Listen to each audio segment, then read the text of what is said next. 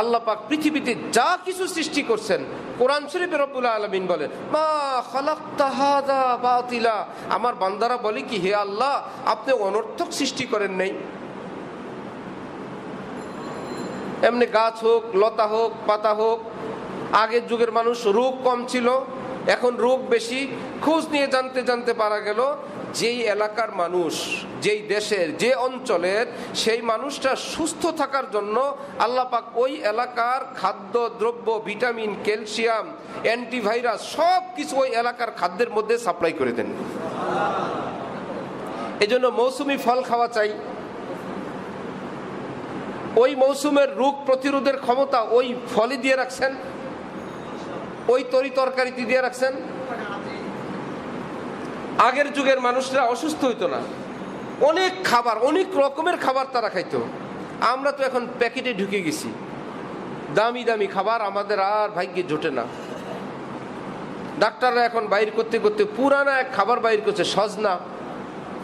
বলে যা আছে পুরাটা ঔষধ, গাছের শিকড় থেকে নিয়ে পাতা পর্যন্ত যা আছে, লতা পাতা, শিকড়, ছাল, বাকল, ফল ফুল, মহা ঔষধ।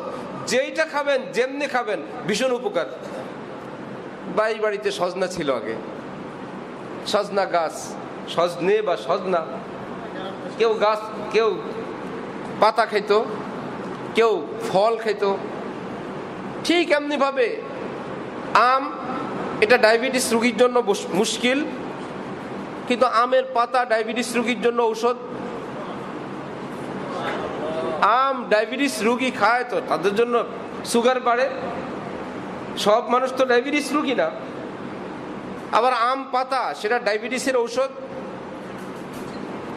আম পাতা তেজপাতার মতন পানিতে দিয়ে চা বানায় খাবে, ডায়াবেটিসের জন্য অনেক বড় ঔষধ। আল্লাহ বলেন যে কোনটা তুমি কোন রোগী হও তো পাতা খাও, সুস্থ হও তো আম খাও। বহু রকমের। তো রব্বুল আলামিন কি হাকিম, তিনি বলেন কি, দেখতো আমি একটা আসমান বানাইছি। ইরজিল বাসারা কাররাতাইনি ইয়ানকালিব ইলাইকাল বাসারু খাসিআ। চোখটা একটু ফেরাও আসমানের দিকে, ডানে বায়ে দেখো তো কোনো ভুল বিচ্যুতি পাও কিনা।